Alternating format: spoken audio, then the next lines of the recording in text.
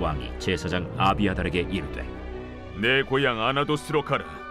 너는 마땅히 죽을 자이로되 내가 내 아버지 다윗 앞에서 주 여호와의 궤를 메었고 또 내 아버지가 모든 환난을 받을 때 너도 환난을 받았은즉 내가 오늘 너를 죽이지 아니하노라 하고 아비아달을 쫓아내어 여호와의 제사장 직분을 파면하니 여호와께서 실로에서 엘리의 집에 대하여 하신 말씀을 응하게 함이더라.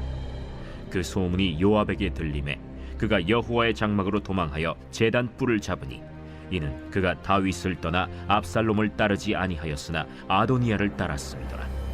어떤 사람이 솔로몬 왕에게 아뢰되 요압이 여호와의 장막으로 도망하여 제단 곁에 있나이다.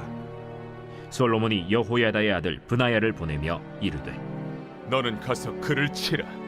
브나야가 여호와의 장막에 이르러 그에게 이르되 왕께서 나오라 하시느니라. 아니라 내가 여기서 죽겠노라. 브나야가 돌아가서 왕께 아뢰어 이르되 요압이 이리이리 내게 대답하더이다. 그의 말과 같이 하여 그를 죽여 묻으라. 요압이 까닭없이 흘린 피를 나와 내 아버지의 집에서 내가 제하리라. 여호와께서 요압의 피를 그의 머리로 돌려보내실 것은 그가 자기보다 의롭고 선한 두 사람을 쳤음이니 곧 이스라엘 군사령관 넬의 아들 아브넬과 유다 군사령관 예델의 아들 아마사를 칼로 죽였음이라. 이 일을 내 아버지 다윗은 알지 못하셨나니 그들의 피는 영영이 요압의 머리와 그의 자손의 머리로 돌아갈지라도 다윗과 그의 자손과 그의 집과 그의 왕위에는 여호와께로 말미암는 평강이 영원히 있으리라. 여호야다의 아들 브나야가 곧 올라가서 그를 쳐 죽이매 그가 광야에 있는 자기의 집에 매장되니라. 왕이 이에 여호야다의 아들 브나야를 요압을 대신하여 군사령관으로 삼고 또 제사장 사독으로 할렐루야. 9월 7일 목요일 아침 묵상, 오늘 열왕기상 2장 26절에서 36절의 말씀을 통해서 내 것이라는 제목으로 하나님의 말씀의 은혜를 나누기를 원합니다. 스스로 자기를 높여서 왕이 되려고 시도하다가 실패했던 아도니아의 마지막 모습을 보여주고 있는데요. 그는 스스로 자기의 무덤을 팝니다. 그를 죽음으로 가게 만들었던 이유를 한번 살펴봅시다. 아도니아가 솔로몬 왕의 어머니 밧세바를 찾아옵니다. 그가 하는 말을 보시면 15절 말씀 속에 이 왕위는 내 것이었고 그 왕권이 돌아가 내 아우의 것이 되었다. 이 밧세바와의 대화 속에서 그의 잘못된 인식이 드러나게 되는데요. 내 것과 아우의 것. 아도니아는 이렇게 모든 것을 나누었던 사람입니다. 누구의 것인가가 중요합니다. 왕위가 내 것이었다라는 말이죠. 누구의 것일까? 소유에만 관심이 있는데요. 이런 의식이 우리를 불행하게 만듭니다. 내 것이 아닌 모든 것에 욕심을 냅니다. 아우의 것을 인정하는 것이 아니고 내 것이 아우의 것이 된 것을 못마땅해하고 속상해하는 그 모습이 아도니아의 모습입니다. 내 것을 잃었다는 생각이죠. 여러분, 이런 아도니아가 밧세바에게 부탁했던 것은 무엇이냐면 17절 말씀 본문에 보니까 그가 이르되 수넴 여자 아비삭을 내게 주어서 아내로 삼게 하소서. 아버지의 여자인 아비삭을 달라고 요청합니다. 여러분, 이것은 매우 심각한 문제입니다. 하나는 아버지의 여자를 어떻게 내 여자로 만들까요? 왕이 준다고 해서 가질 수 있는 것이 아닙니다. 그럼에도 아도니아는 갖고 싶어 합니다. 하나님께서 정해 놓으신 것이 있는데 아도니아가 욕심을 낸다고 가질 수 있는 것이 아닙니다. 그건 절대로 손댈 수가 없죠. 또 다른 이유는 전 왕의 첩을 취하는 행동은 중근동 지방에서는 사실상 이 왕의 후계자만이 할 수 있는 행위라는 것을 잘 알았기 때문에 아도니아가 아비삭을 요구했던 것입니다.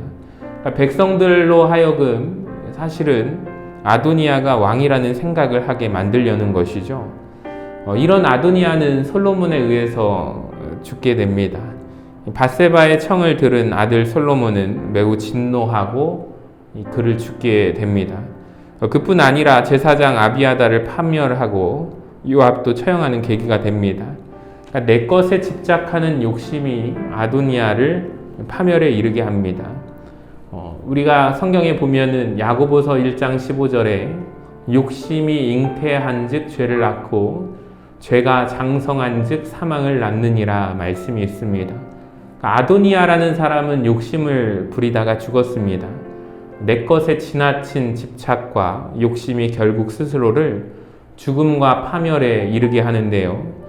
십계명에 보면은 마지막 계명이 탐내지 말라라고 합니다. 이웃의 어떤 것도 탐내지 말라. 사도 바울은 이 탐심을 우상 숭배로 해석합니다. 탐심을 품게 되면 어느새 그 마음이 하나님의 자리를 차지하게 된다라는 거죠.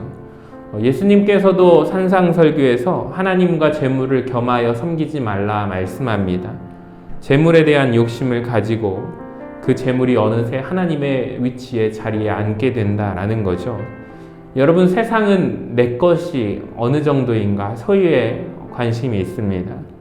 그러니까 어린 시절부터 사람들이 자라게 되면 성장하면서 내 것을 알게 됩니다. 내 것을 빼앗기지 않기 위해서 애쓰게 됩니다. 내 것이 얼마나 많은가 그걸로 사람의 가치와 평가를 매깁니다. 그러니까 소유가 나의 가치를 만든다고 생각하죠. 근데 이것이 세상이 주는 함정입니다. 내 것이 나의 가치를 드러내지 않습니다. 여러분, 우리가 가지고 있는 내 것이라고 하는 것을 한번 살펴보시기 바랍니다. 원래 내 것이 아닙니다. 하나님의 것이죠. 모든 내 것은 영원하지가 않습니다. 어느 날 이제는 우리 코끝에서 호흡이 끝나게 되는 날 다 내려놓고 떠나야 할 날이 옵니다. 혹시 어느 누군가는 내 것이 너무 없어서 슬퍼하고 속상해하는 분들이 계십니다. 여러분, 나를 귀하게 여기신 하나님의 은혜를 우리가 생각하시기를 바랍니다. 이스라엘 역사에 보면은 다윗 왕을 능가하는 왕이 나타나지 않습니다. 다윗 왕이 가졌던 중요한 의식이 하나 있는데요. 모든 것이 다 하나님의 것이라는 고백을 드렸습니다. 내 것이 없었습니다. 권능도 그렇고 영광과 위엄도 마찬가지입니다. 모든 것이 하나님의 것이라는 소유의식을 가지고 살았던 사람이 다윗이었습니다. 마침내 그는 모든 것을 하나님 앞에 드리고 돌아갑니다. 최고의 가치를 지닌 인물이 되었습니다. 사랑하는 여러분, 오늘 말씀을 생각하면서 내 것과 너의 것으로 나누는 아도니아의 모습이 아닌 모든 것이 다 하나님의 은혜임을 고백하는 다윗과 같은 믿음의 고백으로 나아가는 우리 서신의 모든 성도님들 되시기를 주님의 이름으로 간절히 축원합니다.